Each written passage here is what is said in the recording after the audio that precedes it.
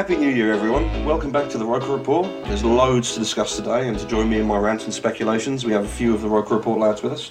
We're here with James. How was the New Year, James? It was all good. Still nursing a bit of a hangover, but all good, mate. All good. It means it was definitely a good time. What about you, Tom? How are you getting on? Yeah, I'm alright. I'm the same. I'm still recovering. First day back at work's never nice after all that. Grim. Yeah. We've got a new guest here. It's Carl. How are you doing, Carl? Welcome to the show. Evening, folks. How's it going? Yeah, not too bad, not too bad. I suppose we should probably jump off from the positive, which was our match against Liverpool. The hard-fought 2-2 draw. For me, personally, I would say that was very well deserved by our team. What are your thoughts on that, Tom? Yeah, it was a nice end to what has been quite a horrific Christmas period. But yeah, I think I was like a lot of us. I thought we were going to go into this and get absolutely mullered. But it's nice to show that they actually were able to give a response that Moyes clearly wanted after Burnley. I mean, when he said he was dire against Burnley, he was round the money, and it's nice to actually show they've still got that fight in them, and it's not going to be a lost cause just yet. And I think really we could have nicked it. Defoe's chance when he went through on Mignolet. I don't remember Mignolet ever doing that for us, like, but. He missed two sitters, didn't he? As far as I could tell, he definitely missed two sitters there. I mean, we could have easily won that game 4-2. Do you know what I mean? It could have been more than that, actually. We had a clear penalty turned down, something that I didn't think was a clear handball until I actually saw the stills of it a couple of hours after the game. Yeah, that was interesting, the debate on whether or not his arm was in an unnatural position, whether it had been kicked straight at him. Yes, Januzaj did go to flick the ball past him, but if you see it on the still, his arm it's in a place where it shouldn't be. Do you know what I mean? Obviously, we don't go in for challenges like that with our hands tied behind our back. It's difficult to do so. Or players don't. I don't really have much call to these days. My Premier League days are over, you know. It's me Gary Leg. Yeah. Yes. Although I thought the Emre Can one was, I called it as a penalty straight away, but we got two. Well, Liverpool managed to give us two anyway, so we can't be too greedy. Can't really complain that we didn't get enough penalties that day, I suppose. No. I mean, what do we make of the lineup, James? Well, I was devastated the moment I saw it because I saw Jack Rodwell playing. But he was all right, wasn't he? He a much better performance than I've ever seen from him. I think he forced a decent save from Mignolet. He seemed to impose himself a bit more than he's ever done. Some good blocks, and his ball retention was quite good. I thought Didier Ndong had his best game in a Sunderland shirt. I thought he was all over the pitch. I thought he was absolutely brilliant. He still could use the ball a bit better, but he was cutting passing lanes. He was all over the pitch, and he did really, really well to win that to win Defoe's penalty at the start. Overall, I mean, we were very good value for a point. As you said before, we could have easily nicked it, but Vito Manoni made some unbelievable saves, especially in the first half, which was in stark contrast to his performance against Burnley, which was just dire. So if you'd offered me a point before the match, I'd have bitten your hand off. So I'm over the moon with it, really. Yeah, I mean, you can't complain. As you said rightly, I say we could have snatched it, but they could have easily demolished us, really, if it wasn't. I think Manoni made 13 saves. Is that right? 13 saves to keep them out, and some of them were fantastic, especially after that dire performance, as we said before, at Burnley. And you were looking at him and thinking, all you could remember was Southampton, do you know what I mean, and Villa afterwards, and the amount of goals and games he's conceded. And I was thinking, oh my God, there's going to be another terrible run, and we're going to get a 20-goal deficit. It's going to be awful. Well, it's funny you mention that, because during the Burnley game, I was watching it, and I was thinking it had etchings of that Saints game, didn't it, where they were just so poor at the back. I mean, for all John O'Shea's experience, he looked like he's having his debut or something. He was all over the place. Djilobodji was poor. I don't think it was helped by the fact that we had to change shape within, I think it was about 15 minutes, didn't we, when Kone went off. But fair play to the lads. I mean, they couldn't have turned it around any better, really. I mean, Liverpool are a really, really class side. I thought just thought they were really good. I think if we'd had someone like Victor Anichebe there, he may have proved a better outlet, because I think at times, especially Fabio Borini, he wasn't poor, but I mean he should have done better. I mean the one chance he did have was the rebound after Defoe's shot, wasn't it? And he didn't do that well with that. If you actually look at his shot, he does have an option in Ndong to his left hand side, where if he chooses to pass, Ndong pretty much has a tap in. So. Other than that, I thought lads were really, really decent, really decent. They're saying about Barini, he also had that chance in the second half where I was just screaming for him to hit it just one touch earlier.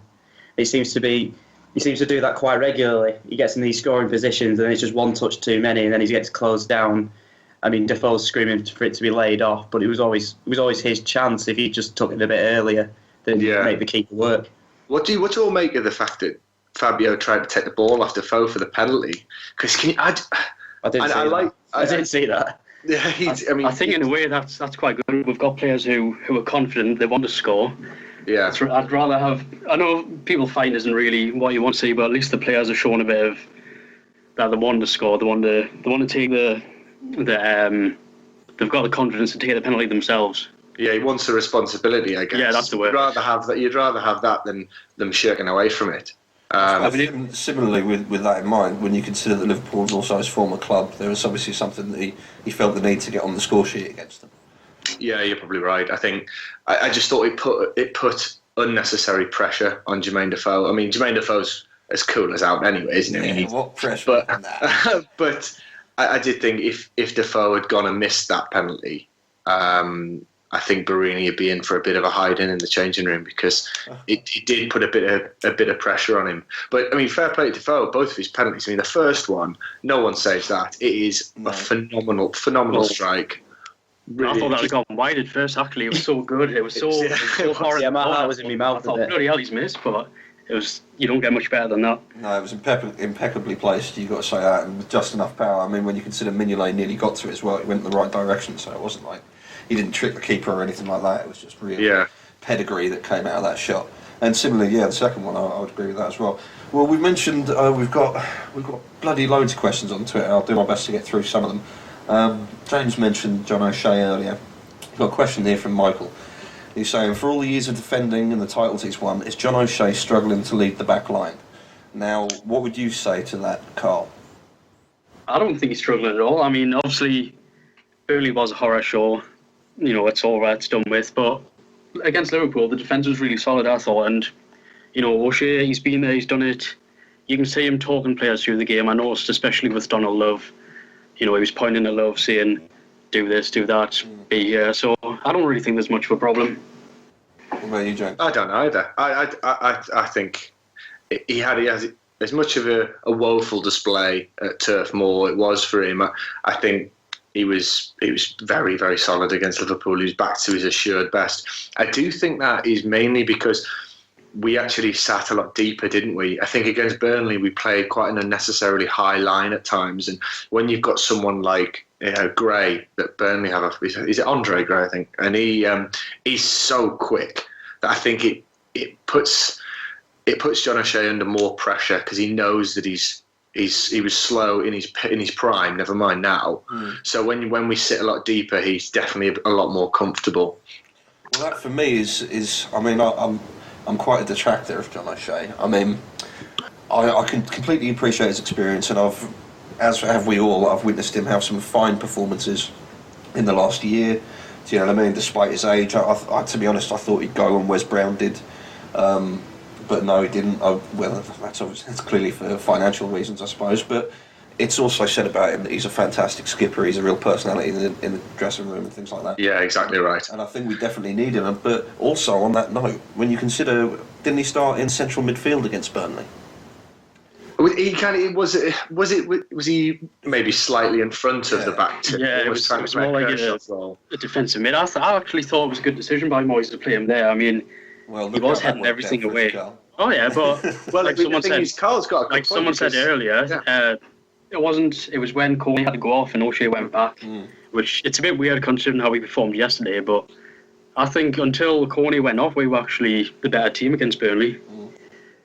Yeah, I mean, I've got something a bit controversial to say in the sense that I really don't believe that Lamine Kone was injured. Honestly, I think the way he's acted at times this season, it would not surprise me if he has one eye on the African Cup of Nations and he used it to get out of the game because he doesn't want to miss it.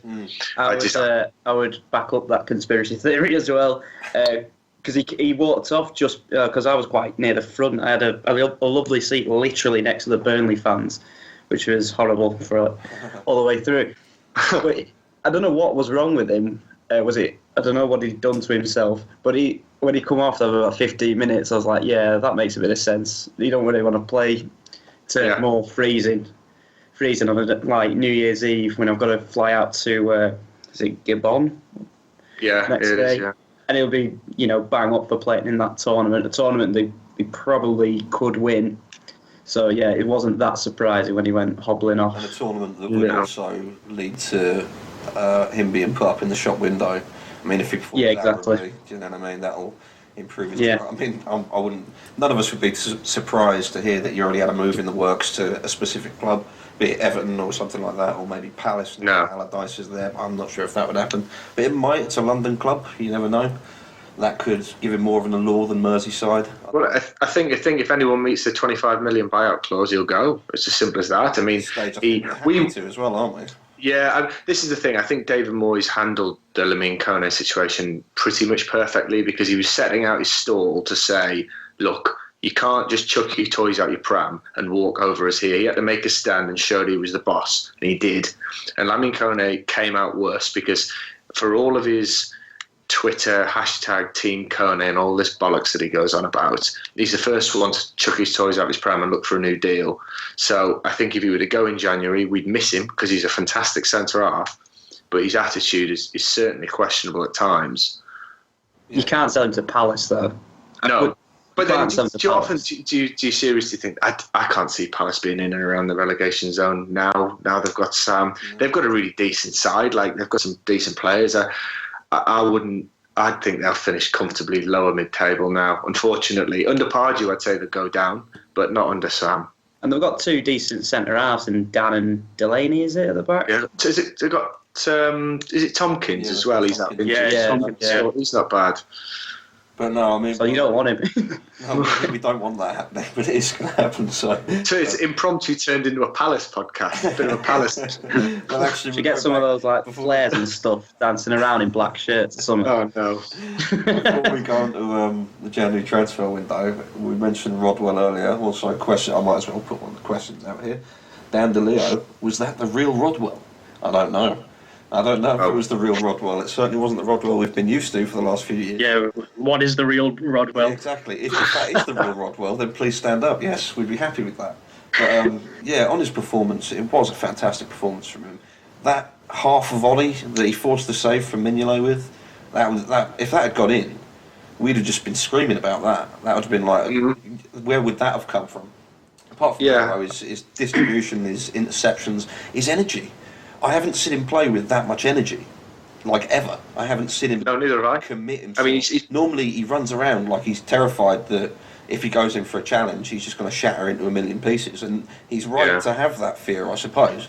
But it seemed to me on that day that he just thought, no, sod it, I'm back from injury. Hopefully it's not just a flash in the pan. Hopefully it's also part of the training we spoke about. Obviously, him coming through under Moyes when he was a youngster. Maybe it's taken him that sort of time, being taken back under Moyes' wing. I don't know, Damo. Obviously, I'm not a big fan of Jack Rodwell, but I mean, it makes it even more frustrating when you see him play like that because it's like, well, where the bloody hell's that player been for the last 2.5 years or whatever? Yeah. I mean, he's been out for 2 months. We've not missed him at all. Absolutely, but if we can harness a player that played like he did against Liverpool, we're certainly going to need him during January when Ndong goes. I'm just going to hold out my opinion for a couple more weeks. If he consistently performs well, then I'll hold my hands up. But at the moment, he's still a bit of a waste of space. All right. Well, I think the interesting thing as well is Rodwell was booked about 15 minutes in, and I was thinking, he's gonna do something daft and get sent off. But he was still committed. He still put himself about. But obviously didn't get sent off. So I think he did have a good game. Maybe it is the real Rodwell. We'll have to see. He did look like a bloke who's just realised that record that we knew about, but the mainstream press didn't know about. Now that's in the 4, so every game he starts now, people on Match of the Day are laughing that he's still not won. Yeah. He looked like a bloke who's like, right, I need to get rid of this record. And we've got to win just one game. If just one game, yeah. It doesn't matter. It's got to be about 35 now. It's creeping up to the full season. 37 games. 37 games. Almost an entire season. I've got a tally on my wall.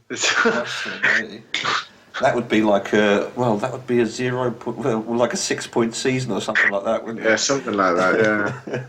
Right, another question then. Talking about January, not necessarily the window, but I suppose because we're talking about the Africa Cup of Nations. Obviously, we're going to lose. We're going to use Denayer. We're going to use. Why do I keep saying that?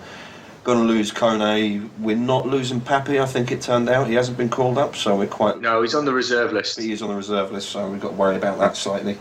Losing loads of players. We've got a question here from Nathan Barron. With our injuries and players going to the Cup of Nations, how many players can you see us bringing in? Now, I've said already, I'm just going to put it out there. I mean, we all know we're in dire financial straits, so I don't think we can look at it with anything other than a really reserved view. Do you know what I mean? I'm sure we'll still get slated by the mainstream media and by armchair pundits and fans who don't understand, or fans who aren't Sunderland fans and who are just on the outside looking in. But I think we have to be very, very conservative in our optimism for this transfer window. We've got no money. I can see us bringing in a couple of loans and maybe a Bosman if there's one going about. We've looked at, we've spoken about Leon Osman. That's looking increasingly likely as time goes by. I know we said that ironically at the start of the season. We said Leon Osman had joined him. Now it's Leon Osman and probably Tony Hibbert. He's getting the old band back together. I mean, so to me, I think that's the sort of thing we're looking at. I mean, what would you make of it, Tom? What do you expect for January? What's Tim Cahill doing nowadays? He's in Melbourne, so maybe we get him out the sun for a bit. We've got Dwight York over here. Really, I can't see anything. I think it's just, we all know how. And I'm glad we've actually been told this time, instead of everyone speculating that we've got no money and not a bit of hearsay here and there. It's quite comforting in a way that Martin Bain has actually said, we have no money, so suck it up. I'm just going to have to echo what you said there. The odd Bosman, hopefully not Leon Osman.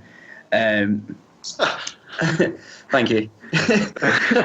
And then, mate, I really don't know. I think it'd be a loan, but then I've read it's like our issue isn't really with the money like the funds. It's more of like the wages. So we can't break this FFP or what. So with that in mind, though, I mean, what sort of players are we looking at getting rid of? I mean, realistically, who can we see sticking around? Would Kone? Well, could we even sell Kone? Because if they go far, they're not even going to get who's going to be able to buy him and get medicals sorted and all this. I mean, you'll find a way, won't he? I mean, losing or getting rid of. I think realistically, we're talking about Kazri. Talking about Kone, we're looking at. I mean, we discussed earlier on the RR thread about whether or not it's possible that we'd be able to get rid of Coates or Lens when they're midway through loan deals. There's two which are I reckon they'll try and negotiate some sort of deal to get those deals done now rather than wait until the summer. Whether it's a cut price. If you're looking at that, if that is the case, so let's be optimistic here and say that we get rid of those 4 players. I mean, Kone alone is on 90 grand a week. So if is it that much? Yeah. If our problems are, I believe it is. I'm sure that's what it was. That's what they signed him. I thought it was 60. I thought it was probably 60. Decent wage anyway. Either way, I mean, I heard 90. Hopefully it is 90, but Christ, it might be. Either way, if we get rid of that, I mean, you're looking at each of them must be on a minute. Probably Coates is probably on the least of them, I would say, and even then you're looking at about 30k a week. I reckon he's probably on that 150k a week. if we get rid of those, but then, as we say, those who are currently out on loan, we don't know what the situation is with their deals, whether their wages are being paid. Maybe they are. I mean, you would think they are. Otherwise, why would we get rid of Lenz? As we've said before, it didn't make sense. I mean, yes, he wasn't happy here. He wasn't happy under Allardyce, and he wanted to work with Dick Advocat. He's doing very well at Fenerbahce. It looks like that's going to be the place he stays. But we don't know if that's actually going to free up any funds. So we can only really toy with the idea of losing Kone and Kazri. And also, you say lose Kone and Kazri. I mean, as much as Kone's attitude at times has been despicable, I mean, he'd be a huge loss, wouldn't he? Because he is a fantastic centre half. I mean, there's no doubt about it. I think I wouldn't sell Kone unless his release clause is met. Kazri, on the other hand, I mean, I don't know what that lad has to do to get a start. I mean, he had a bit of a cameo, didn't he? But on the whole, I mean, he's barely featured under Moyes. He'll be on a decent whack because we paid about 8 or 10 million for him, didn't we, last January? So he'll be on a good wage. I think you'll probably be able to get a decent fee for him. So I think he's the only one I'd look at maybe cashing in on. And even then, I mean, who are we going to be able to attract mid-season that's going to make a massive difference? It's going to be really, really hard.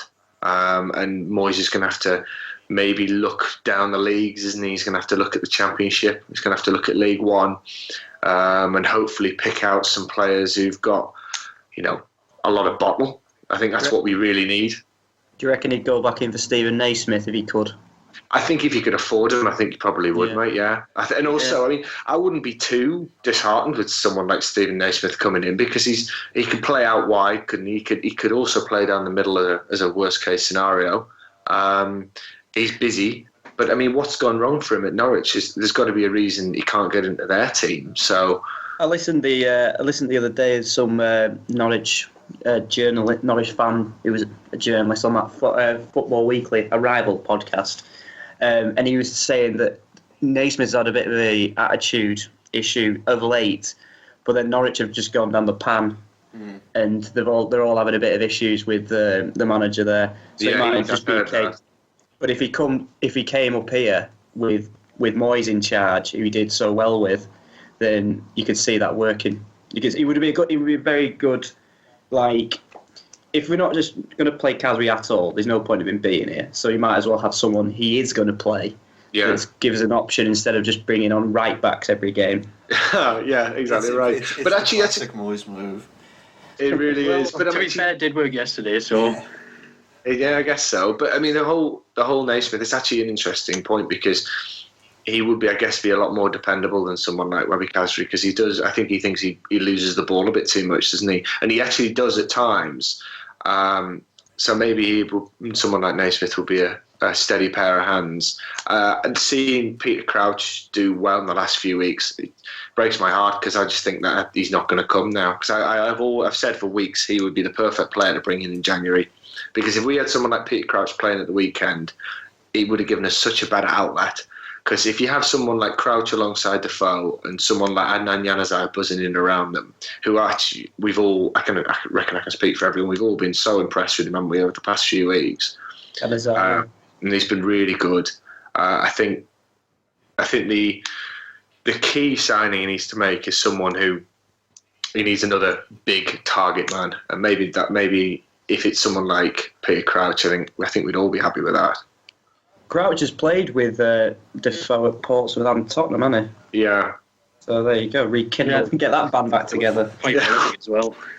And this is what we're looking at, isn't it? Bless us all. I think at the time being, we're looking at players who are the functional players rather than good players per se. So no one really wants to be. And Nichui's come in, he's done a great job. We're looking at players like Naismith who they're not going to pull up any trees, but they're going to do a specific job for the team. And that's the market we're in at the moment, unfortunately. Yeah, I mean, we can't argue against that, I suppose. Well, there are many. Let's stay on the transfer window just briefly. We've discussed whether or not we'll have the money to bring in players and what sort of players we're looking to bring in. But again, realistically, what are we looking at? I mean, we're not going to have, as you say, we're looking for functional players, Carl, and looking for someone who can do a job now.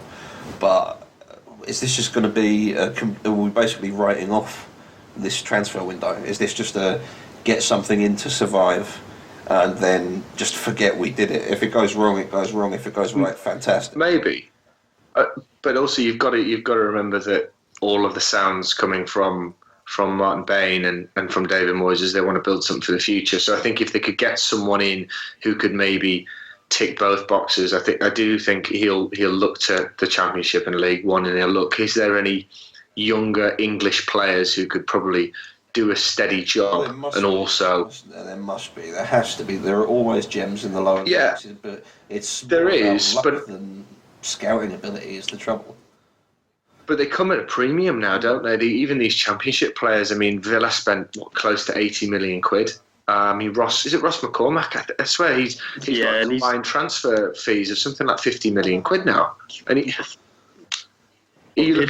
paid 50 million for Kodja and about 12 for McCormack. And we can't even compete with that. I know. So I think he'll be looking at maybe dropping even lower than the Championship. He'll just want someone who's physical and can make an impact, because I think that is what David Moyes likes to do. If you think of all of his sides, they are physical and not very nice to play against. So I think if you can find a couple of spoilers, that's what you'll probably go for. Well, someone mentioned earlier today about Henry Lansbury's going to Derby for like $2.5 million. I know we don't even have $2.5 million, but that's the kind of player that Moyes would love, like picking those like Championship. I don't know how old he is. I don't want to say like gem or youngster. Yeah, he's got to be mid-20s, but a decent age anyway. Yeah, and he's like, Moyes has always had that track record of finding those like players in the Championship and moulding them into like seasoned Premier League players. And it annoyed the Mags a bit more because they hate him for some reason. Yeah, I'd like that, actually. I almost want him to sign him just because it pissed them off. I'm always up for that. We need a banter signing. Yeah. As you say that, we've got another question, actually, from D Sharp, which is, which youth players might get in the first team? Is Larson, Rodwell and Denier the only midfielders? Well, we've spoken before. Obviously, we've got Gooch, who's out injured. We've got Reece Greenwood, who I think Gav was talking about last time on the last episode. He was singing his praises, actually, I believe. What do you think we're looking at with that, with our youth team, James? Do you think we're going to bring in? Obviously, we're going to have to see a little bit more of them with the African Cup of Nations, and while we're sorting out transfers. But do you think any of them will earn a spot there? To be honest, I really don't know, because I very rarely watch the youngsters, and I've only really seen them when they've broken through into the first team. I would say that against Burnley in the FA Cup, you'll have to bring a couple in just to test the water. I'd like to see George Honeyman. I'd like to see him get a game. I'd like to see Osoro get a game, because I know that he's a real talent. He's really quick and he's quite explosive. But other than that, none of them they don't seem like they've got the frame or the size for the Premier League, do they? And I think that's one of the things that David Moyes will be looking at and thinking, are they the kind of player which you can chuck into a really bloody hard relegation battle? And will they kind of come to the forefront? I mean, Lyndon Gooch, for example, is not the biggest lad, is he? He's quite small, but he's really tenacious and he's quite stocky. I don't see that in any of the other youngsters. They're quite small and they look a bit lightweight. So I do wonder if Moyes will look at that and think, maybe look at getting some experienced heads in on loan instead. Well, I mean, I'm just looking at Ethan Robson as well. I've heard good things about Ethan Robson, but again, I agree with what you're saying. I don't think we'll see much of them beyond the cup. I think when you consider that they've been on the bench quite often, a few youth players have been on the bench in recent weeks. They haven't got a look in. Do you know what I mean? It's always been he's always with what he can get or what he can the closest. What he knows. The closest thing to his first team. But you can't blame him for that, can you? Because I mean, to be fair, Big Sam would have done the same. You go with what you think is the safest pair of hands. And I'm looking at the unused subs from the weekend, and you look at. I mean, I've never even heard of Elliot Embleton or Michael Ledger. I've never heard of them, but. I'm sure they're really talented lads, and I hope they do well. But I can't imagine David Moyes chucking in a player who's never made an appearance into a Premier League season. Unfortunately, I can't see it. Our hope is that you can get, I guess, Stephen Pienaar fit again. You can maybe try and get Cattermole and Kirchhoff back as quickly as possible, because we're going to need them. If we can still be in touch come mid-Feb when they're all due back, they'd be a huge boost. Yeah. Massive boost. Like on the young lads, I'm all for one giving these lads a chance, but like, firstly, we're not really in the position to be making these kind of gambles, and also it's not just a case of these players haven't played Premier League football. Not many of them are going out on loan, so you need that the test in League One and League Two to get kicked about and all this, because the under-21 league, or whatever it is now, it's sanitised. It's just like they've been playing with each other for like God knows how many years. Yeah, you're spot on. And so, but they need to be kicked up in the air by some like League One centre half who's been played for 15 years. Exactly. Yeah, right. exactly. Because I think they've said it on. Is it on Total Sport? I think Marco Gabbiadini said it, or it might have been Benno. One of them has said that, as you said, they've played with each other for years, and it's almost been played at half pace. And none of them are going to be going into 50-50s, really, really battling. I mean, you might get the odd exception, but on the whole, they're not going to be physically ready, I wouldn't have thought. Well, I mean, there's always the possibility. Yeah, exactly. I say possibility, probability. I mean, we all know that at Sunderland, the youth team get more chances than they probably do in any other Premier League team, just because of the way we change our managers. So they always get the new manager coming in and giving them a look. So they're constantly under review. When you consider how Watmore plays and how Gooch plays and things like that, and Pickford, do you know what I mean? They play with a real desire, a real heart, and a determination to sort of. I mean, it's the only opportunity they have, really, isn't it? When you look, I mean, fair enough, it might not. Some of them might look at Sunderland and be like, oh well, it might be in the Championship next season anyway. Do you know what I mean? Which would be a shame, but I imagine they're just young lads. Surely some of them have got their careers on their mind. They're thinking more about how they can gradually build themselves up. But one or two of them must be sitting there and going, I'm raring to get a chance to go out in a Premier League game, score a goal, or just put in a man-of-the-match performance and just let the manager know, let the club know, do you know what I mean? I'm here, I'm ready to play. There has to be, someone has to have that desire and that drive. Well, that's Burnley, isn't it? It's Burnley on Saturdays there. I'm sure he'll give a couple of them a shot, because if you look at who started at the weekend, I cannot imagine that he'll play Defoe. I can't imagine he'll play Januzaj. If I were him, I'd probably leave all of these key players out, because if we went out against Burnley at the weekend but played the youngsters, I wouldn't be too bothered, because with the depth of squad we have, we can't be. Can you imagine if we go out full strength against Burnley on Saturday and we lose Djilabodji and Defoe to injury? Everyone will be, well, that's it, season's over. So I think he needs to play the kids, give them a chance. And you never know. They might, as you said, they might stand out and really put themselves in the frame. The trouble with that is that we'd have the only way that they're going to be able to stand out is if we already have a strong team out there. And I think I kind of agree with you in the sense that I don't think it would be a good idea for him to use our first team as much as he perhaps should if he wants to pursue a cup run. Do you know what I mean? I think, would it be fair to say, Carl, that we're just sort of going to give up on the cup? Do you know what I mean? That this isn't quite as important as the league right now. I mean, as sad as it sounds, it is the FA Cup, but we're just not in a situation to go for it.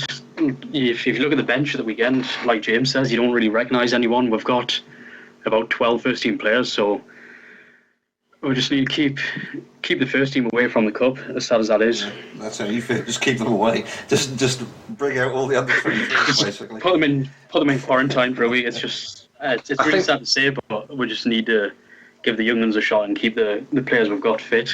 So with that, Karen, Tom. Sorry, I mean, I'm a big fan of the FA Cup, and I wanted us to do well. I'd love to go further and whatnot, but yeah, I'll have to agree with you on that. But you never know. I'm expecting Burnley to play a similar team as well, because I assume they'll have the same frame of mind. I know they're doing a bit better, so they've got the luxury of maybe putting in more of their first team, but I can't actually remember a time where they took it seriously either. So it's going to be one of those. It's going to be like 14,000 there, 2 reserve teams playing, and it'll probably be crap and free. It was a nightmare draw, wasn't it? Because as soon as you saw the draw come, you were like, you didn't want someone like Burnley at home. You wanted a low-ranking team at home. You didn't want a relegation rival, which is just going to be another battling performance where, we do without. Talking about that, I mean, I suppose we'll move on again, or we'll come back to how Burnley might line up against us tomorrow. But what about the 4-1 loss? Let's just speak about it. Let's cast our minds back to that grim day. And it was bloody awful. It was bloody awful. It was just a terrible game. It was from start to finish. Like I said, I was stood next to the lovely people of Burnley, and it was just horrible. And you just knew it was coming from like the first minute. I thought I could see them coming. It's like these want it more than us. It was clear. And then just one ball over the top every single time. And I was just thinking, we've not had one of those like truly horrific Sunderland performances like for about 3 weeks. Yeah. Not since I was trying to think when we collapsed against Arsenal. I think that was the last time that was pretty grim, but that was Arsenal. Swansea away. Swansea. Swansea. Sorry, I was at that as well. Sorry, I forgot about that one. Someone asked me about it because I'm obviously down south. They're all Chelsea and the occasional plastic Man U fan and people like that. This Chelsea fan said to me, he's like, must be a roller coaster supporting Sunderland. It's like, yeah, it sort of is, except when you get off a roller coaster, you feel like you've accomplished something. Do you know what I mean? You feel like you've moved a little bit further forward. You've gone from point A to we point can't B. get off. It's like we can't get off. You know that point where you're really sick and you want it to stop, but you realise that you're like the furthest point through a roller coaster that you can possibly be, and you just have to stay on. That's what it's like. But similarly, on that note, moving from a game where our form is atrocious, our players don't know what they're doing. There's no communication, and when you consider that it isn't a massive tactical player change that seems to bring the team together. It isn't like we're missing this one player who, when he's on the pitch, everybody does their job. I mean, I would argue that that's Catabol, but we can dream for when he comes back. But in reality, we aren't. The teams that are going out and getting their asses kicked are then almost essentially the same teams are going out like a week, 2 weeks later and performing admirably. They're fighting. They're understanding where they're supposed to be. They know they can make these little balls, they can make these through balls, they can make these passes that normally they can't string together. Do you know what I mean? Sometimes they look like a pub team, sometimes they look like a Premier League team. Why is that? Week in, week out. It's mentality. I think it only comes down to mentality and maybe concentration, because the performance at Burnley, it seemed to be soon as they scored, their heads dropped, and it almost every time we get battered, they seem to have that same mentality, don't they? As when they go down, they think, "Oh bollocks, we're not going to get out of this." Where at home we went 1-0 down against Liverpool, but when you've got that home crowd there, and when we seem to go for it as soon as we conceded, which got the crowd back on side a bit. It just gives the players something to cling to. I mean, looking at our games coming up, we've got Burnley in the cup, then we got Stoke at home. I mean, you must all agree. I mean, Stoke now, that's probably a must-win. Actually, you've probably got to beat Stoke, and then you've got to go. Beat Stoke as well at home. Jinxed it now, man. Sorry. But then we've got to go to West Brom, who are in fantastic form, and then we got Spurs at home after that. So it's a really tough month we've got coming. January's going to be hard, and if we can come out the back of those 3 Premier League games with 4 points, say, I think we'd all take that, wouldn't we? Yeah. I'll take whatever you give me now. 4 points. As long as we're getting something. That's good. Yeah, I see what you're pointing. Anything less than 4, Damo, is where then you start getting cut adrift. Because if you look, teams around us are going to pick up more than that, or maybe not Hull. Because obviously looking at the table after we got that point against Liverpool, and I wasn't expecting us to be like anywhere further up, obviously, because it's only a point. But I was watching it with a West Ham fan, mate, and I was thinking a couple of weeks ago, all it would have taken was for you to, keep the result that they had. I can't remember who they were playing, and for us to have done over Swansea, and we would then have leapfrogged West Ham. And then I looked at where West Ham are, and they're like 12th in the table or something like that. It's remarkable how tight the table is right now. Do you know what I mean? They're only about 6-7 points ahead of us. No, they're 13th on 22. Yeah, West Ham are 13th on 22. Yeah, ahead of us, so that's 2 wins and a draw. Yeah, or rather 2 losses for them. It's incredible how tight it's become now. When you could. I think the important thing is to keep pace with Palace, and they're currently getting beat by Swansea. So I'm not quite sure how that bodes for us. But I mean, if we can keep Palace close enough, and try and get a few points ourselves, it's going to look half decent. I think I look at if Swansea beat Palace tonight. We could do without that really. Because I genuinely don't think Palace will be.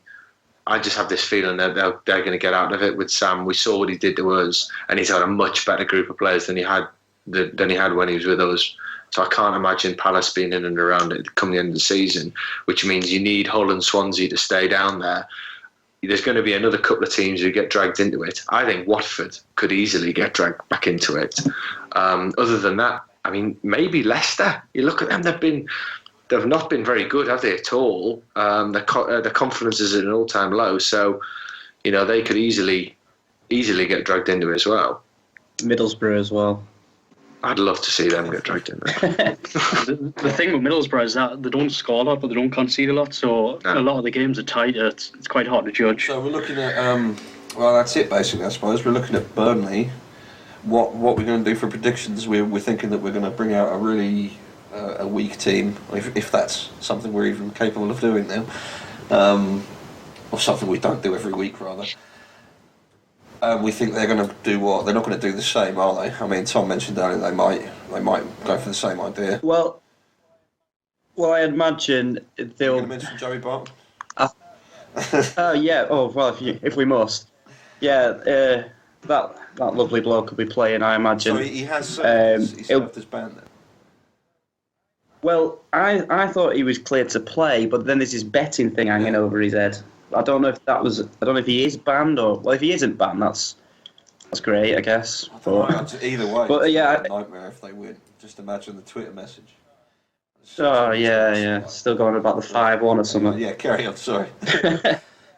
Yeah, I imagine Burnley to rest players the likes of Heaton and that Defoe, and possibly one of Gray or Vokes. I imagine I quite fancy us to win, to be honest. Even if we put out, I think he will play Defoe. I think he'll start with Defoe. I think it won't be that much change because I think he's going to be a little bit reluctant to just throw kids in, because that's just the kind of feeling I have from Moyes. I'd like to see a few added, but with an experienced head next to them, so they're not just to fend for themselves. Yeah. So maybe you've got someone like a Pina and a Larson, but always took one of the youngsters in alongside him, play. Yeah. Probably Matt. I can imagine Manquillo. He'll start. Kazri to play as well. Kaz, won't he be with Tunisia at the African Cup Nations tomorrow? I don't think they qualified. I'm not sure. Yeah, he will. He will be. Yeah, and also Joey Barton has been registered in time, so he is available. He'll start. It's guaranteed he'll start. Probably going to score, isn't he? But Sunderland will win 2-1. That's my prediction. What about you, Carl? Oh Christ! Yeah, I'll say 2-1 as well. A bit of positivity. Fair enough. And Tom, you think we're going to snatch a win as well? I think we'll smash them 4-0, mate. Even if we play the kids, have a nice boost. We're hosting them, so Zorro hat-trick. It's been much better than our away form. And Burnley's away form has been dire. So it could play into our hands, and then. But I suppose it doesn't really matter in the long run because we know we'll only get knocked out of the cup in a couple of rounds. No, one. That's round. A spirit. I hate it, man. I hate watching someone in the cups. So, it was especially after the League Cup run. So, I didn't get to go to Wembley, and I'm sort of glad I didn't because I'd just be torn up inside. At that it was amazing. Yeah, but the loss itself, I was heartbroken as it was. I can't. The whole. It was worth it just for the day, like the day and the night of if the night before in Covent Garden was just like absolutely mental. I remember the headlines and people like brilliant, slagging off the Sunderland fans like hooligans come to Covent Garden. It was just like 2,000 magnums, just like drained every single off license within about a mile radius. It was absolutely class. All right, fair enough. Well, I'm probably going to go for I'm going to be the pessimist since Callum's not with us today. So I'm going to say we're going to get beaten. And Moyes is still an arsehole. Everything Callum would say. Exactly right. Well, thanks for joining us. Thanks for being here again, guys. That's all we've got time for. So, next week we will be back to the usual times. Now that Christmas and New Year's are over, we'll be coming back to you on Monday with the next episode, and we'll have some of the usual suspects back. Tom won't be involved in any asbestos or anything like that, so that'll probably do him some favours, unless we lose him to asbestos at some point in the next week. But more on that news as it develops. Don't forget you can subscribe to us on iTunes and Acast. This is the Roker Rapport signing off.